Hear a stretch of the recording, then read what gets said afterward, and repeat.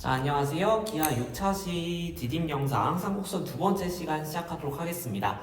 내용 흐름 이제 좀 세 번째니까 좀 비슷하겠죠. 우리 쌍구선에 대해서 여러 가지 구성 요소들이라든가 그런 것들 배워봤으니까 이번 시간에는 그것들을 평행 이동을 하는 그런 내용들에 대해서 배워보도록 하겠습니다. 자, 그래서 이제 우리 평행 이동을 시키기 전에 저번 시간에 배웠던 내용 잠깐 복습하고 들어가 볼게요. 보시면 쌍구선은 두 가지 종류가 있었습니다. 결과적으로 주축의 방향이 어딘지에 따라서 두 가지로 나눌 수 있었는데 여러분들이 그 주축의 방향을 읽어주기 위해서는 요 상수의 값이 중요하다라고 선생님이 이야기를 했었어요. 여러분들이 A제곱과 B제곱 크기 혹시 B제곱 쪽이 큰데 이런 Y축 방향인가요? 라고 물어보는 친구들이 몇몇 있었는데요. 아니다 라는 거예요. 여기 뒤에 있는 숫자의 부호가 중요하다. 그래서 이쪽이 1이냐 마이너스 1이냐에 따라서 종류가 나눠진다 라는 거 보시면 되겠고요. 여기 숫자가 1일 경우에는 주축이 X축 방향이었어요. 그래서 이제 꼭지점이든 초점이든 전부 다 X축 위에 있는 것을 살펴볼 수가 있었고요. 그래서 주축의 방향도 X쪽과 관련이 있는 이 A라는 값이 나온다 라고 볼 수 있겠습니다. 그리고 초점도 우리가 C라는 좌표를 구하게 된다면 C,0, 마이너스 C,0 이렇게 하는 X축 위에 점들로 표현이 된다라는 거였고요. 이쪽이 마이너스 1일 때는 주축의 방향이 Y축 방향이기 때문에 그래서 Y랑 관련이 있는 이 B가 주축의 길이가 됐었고요. 그래서 꼭지점도 0,B, 0,-B 이렇게 Y축 위의 점들로 초점도 Y축 위의 점들로 나오는 것을 볼 수가 있습니다. 자, 그리고 이 형태들은 기본적으로 우리가 식이 좀 더 단순하게 나오도록 만들기 위해서 중심을 0,0 이렇게 세팅을 한 상태였었죠. 그래서 기본형 같은 경우 기본형이라고 볼 수가 있겠고 중심이 0,0이었다. 자, 그 다음 점근선은 여러분들이 아직 함수의 극한을 배우지 않았었기 때문에 정확하게 이해를 못할 수도 있다라고 이야기를 했었고요. 그렇기 때문에 여러분들이 이번에는 좀 기억을 해주셔야 된다라고 이야기했었죠. y는 플러스 마이너스 a분의 bx다 라는 거 기억을 해달라고 선생님이 이야기를 했었습니다. 자, 그리고 관계식 항상 여러분들을 괴롭히는 관계식인데요. 쌍구선 같은 경우에 딱 한 개 기억하시면 돼요. 피타고라스의 정리. 그쵸? 그래서 C제곱을 표현했을 때 A제곱 더하기 B제곱, 다시 말하면 분모의 합 이렇게 볼 수 있었고요. 이제 그것들을 그림으로 표현하게 되면 여러분들이 A,0, 마이너스 A,0, 0,B, 0,-B 이렇게 4개의 점들을 표시하면서 직사각형을 그려봤을 때 이 직사각형의 대각선 부분이 결과적으로 점근선에 해당이 되고 여러분들이 이렇게 축과 점근선, 직사각형 이렇게 만들어지는 한 개의 직각삼각형을 갖고 오게 된다면 거기서 여러분들이 피타고라스 정리를 통해서 이 관계식을 확인해 줄 수 있다라고 이야기를 했었습니다. 그래서 여러분들이 이 그림과 관계식과 이거를 좀 유기적으로 연결할 수 있도록 눈에 좀 익혀 두셔야 될 것 같습니다. 자, 그러면 여기까지가 복습이었고요. 이제 우리는 본격적으로 평행이동을 좀 다뤄보도록 하겠습니다. 평행이동을 할 때 결과적으로 여러분들이 이 모양에서 바뀌는 게 무엇이고 바뀌지 않는 것이 무엇일까 라는 걸 생각해 보시면 될 텐데요. 안 바뀌는 거는 결과적으로 이 거리의 차라고 하는 이 거리의 차 자체는 그대로 똑같이 이동을 할 테니까 이 차는 안 변하겠죠. 그리고 주축의 길이 또한 그대로 옮겨가게 되면서 길이 변하지 않을 겁니다. 그래서 바뀌지 않는 것 두 가지라고 한다면 주축의 길이와 초점으로부터의 거리의 차가 되겠는데 이건 사실상 같은 값이 나오겠죠. 나머지들은 싹 다 바뀝니다. 초점도 바뀌고요. 그 다음에 꼭지점도 바뀌고요. 중심도 바뀌고요. 점근선의 방정식도 바뀌어요. 여러분들이 요 표를 막 외울 필요까지는 없고요. 결과적으로 여러분들이 주어진 방정식에서 어떻게 이동을 해야 나올 것인가, 그러니까 기본형을 찾는 연습을 잘 해주시면 되겠습니다. 지금 요 상황을 보게 되면 주어진 표준형의 식, 우리가 표준형이라고 부른다는 건 이제 좀 느낌이 오시죠? 이 표준형의 방정식은 기본형의 방정식을 어떻게 이동시킨 거겠어요? 그쵸? X축의 방향으로 P만큼, 그 다음에 Y축의 방향으로 Q만큼 이렇게 이동을 시켜야 되겠다라는 느낌 오시죠? 자, 이렇게 이동을 시켜야 된다라는 걸 파악하게 된다면 우리가 만약에 초점을 구하고 싶어요. 그러면 기본형의 초점을 구한 다음에 그 점의 평행 이동을 시키는 거니까 좌표에다가 해당 이동한 만큼을 더해줘서 구해주면 되는 거죠. 그리고 중심 같은 경우에는 마찬가지로 각 좌표를 더해주는 모양으로 확인이 된다라는 거 보실 수 있겠습니다. 자, 근데 지금 보시면 그 요소들이 평행이동을 하더라도 기본형의 모습과 크게 바뀌진 않을 거예요. 그래서 이렇게 이동된 초점의 중점이 마찬가지로 이 중심의 좌표가 될 거고요. 그 다음에 지금 좀 중요한 걸 보게 되면 중심이 0,0이었다가 평행이동한 양의 만큼만 더해지게 되면서 P,Q라는 점으로 바뀌는 것을 볼 수가 있죠. 자, 그래서 만약에 여러분들이 중심을 빠르게 찾을 수 있는 상황이 오게 된다면 그 중심을 구함으로써 얘는 기본형의 방정식이 어떻게 평행이동된 애구나 라는 걸 찾는 데도 힌트가 될 수 있습니다. 이 점은 나중에 렐5 때 활용하게 될 테니까요. 한번 봐두시면 좋겠습니다.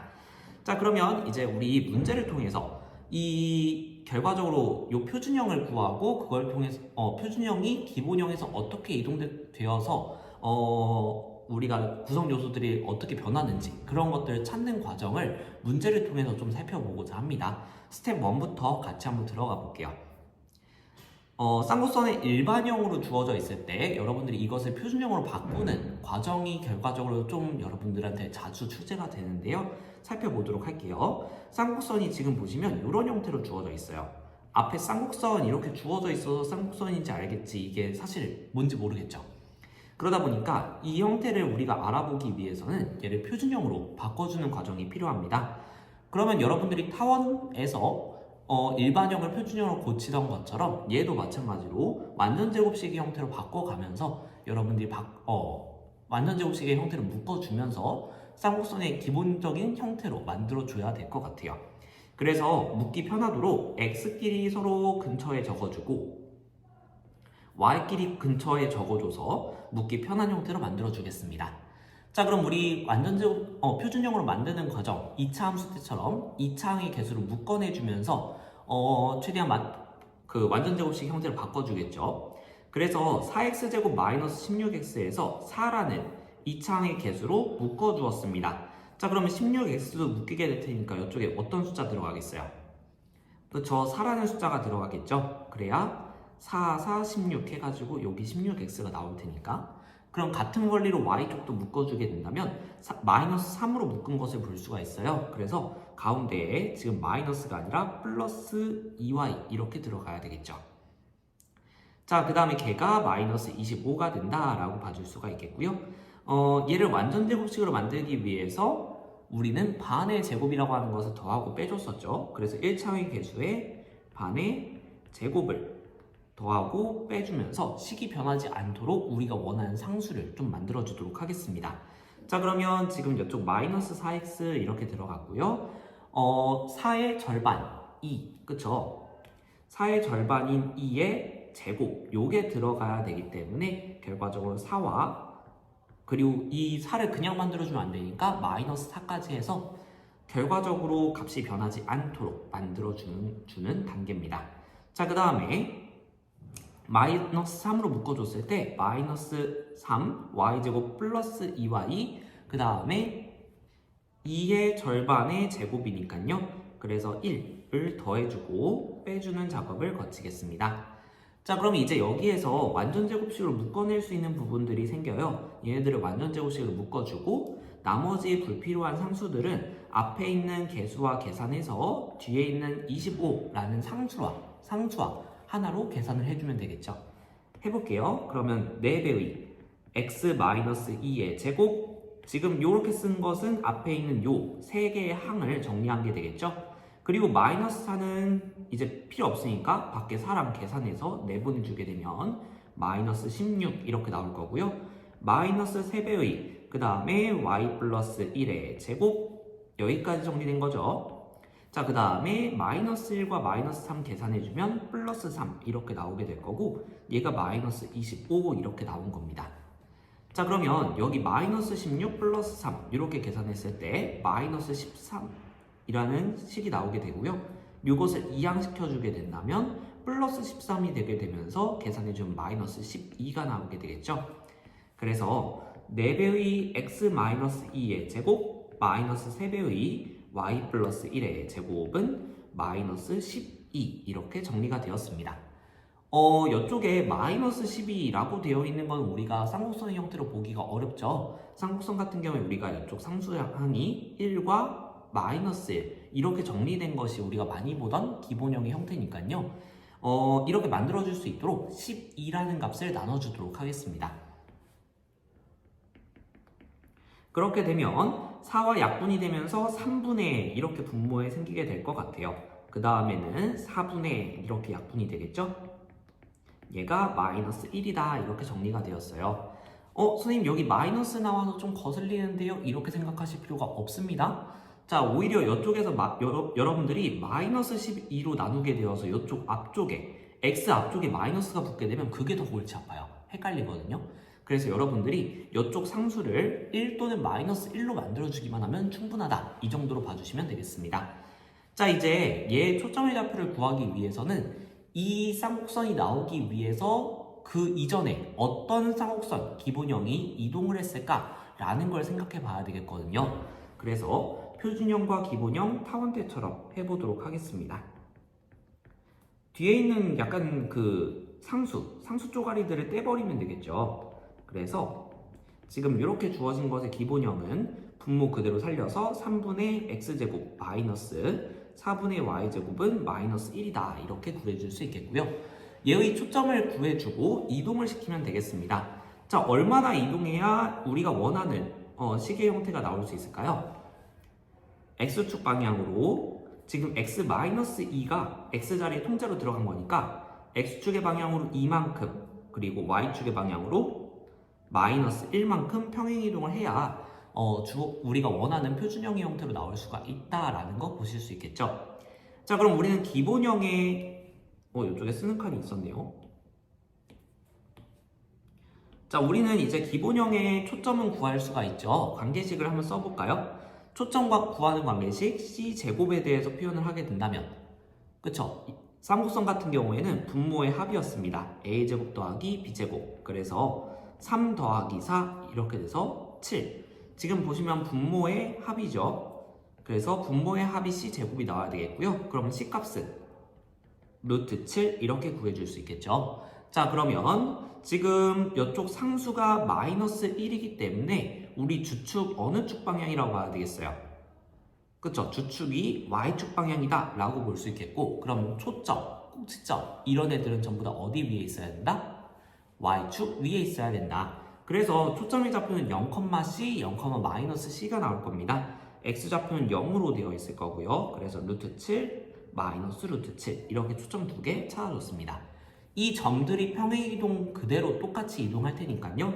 이동시켜주게 되면 2, 루트 7 마이너스 1, 2, 마이너스 루트 7 마이너스 1 이렇게 초점들을 구해줄 수 있겠다.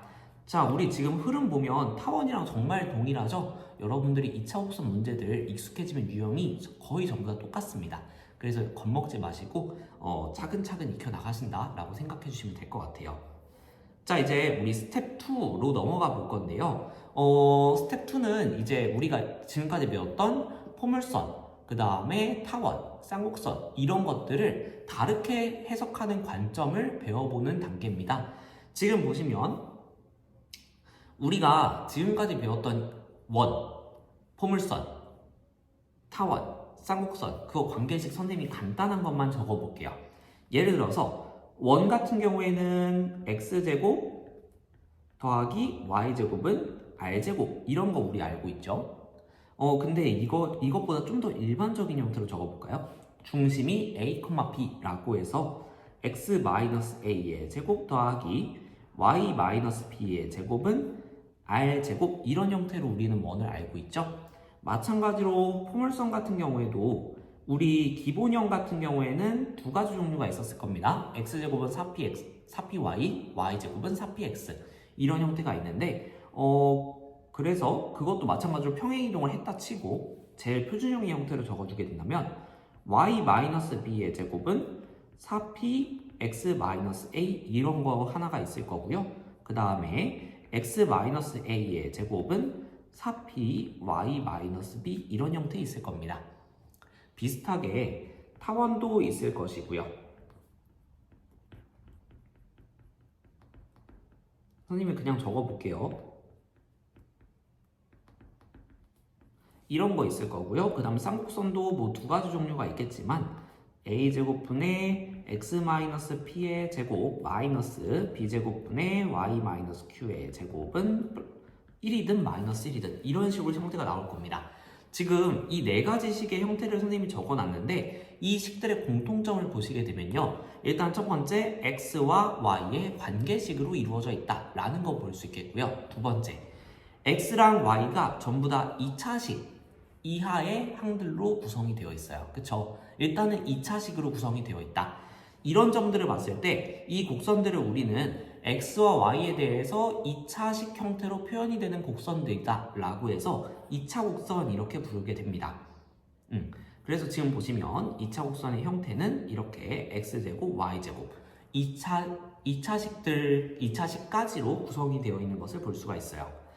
자, 근데 여러분들이 원, 포물선, 타원, 쌍곡선 요것들을 이렇게 2차식이라는 함수, 식의 관점으로 보는 방법이 있지만 또 다른 방법으로는 이렇게 원뿔 두 개를 마주해 놓은 상태에서 여기에서 평면을 어떻게 위치시키느냐에 따라서 나오는 단면의 모양 이걸로도 여러분들이 이 곡선들을 찾아줄 수 있거든요. 예를 들면 원뿔의 밑면에 평행한 평면으로 이렇게 평면을 위치시켰을 때 나오는 단면의 모습은 원이 나옵니다. 그리고 거기에서 약간 비스듬하게 올리게 되면 타원이 나오고요. 여기에서 이제 이 모선이라고 하죠. 모선에 평행하도록 이렇게 평면을 위치시켰을 때는 포물선이 나오고요. 조금 더 세워보게 돼서 이렇게 약간 좀 더 가파르게 세우게 되면 양쪽에 이렇게 곡선이 생기게 되면서 쌍곡선이 나오는 것을 살펴볼 수가 있습니다. 그래서 이 2차 곡선과 원뿔 곡선은 사실상 같은 내용이라고 보실 수 있어요. 같은 종류의 곡선들이고 이 원, 포물선, 타원, 쌍곡선은 2차 곡선이면서 원뿔 곡선인 도형들이 됩니다.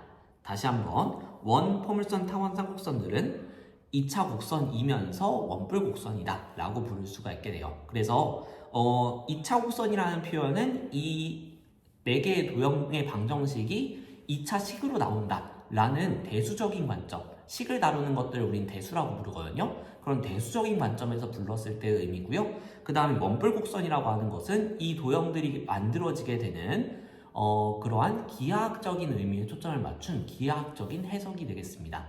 그래서 여러분들이 원뿔 곡선이라고 하는 것도 어떤 걸 의미하는구나 정도로 기억을 해주시면 되겠습니다. 여러분들이 이거는 프로그램을 통해서 직접 확인을 해볼 거예요. 자, 그럼 오늘 여러분들 관련된 이론 내용은 여기까지고요. 문제 그렇게 많지 않을 겁니다. 여러분들이 순차적으로 따라오시면서 본 수업 잘 들어주셨으면 좋겠습니다. 고생 많으셨습니다.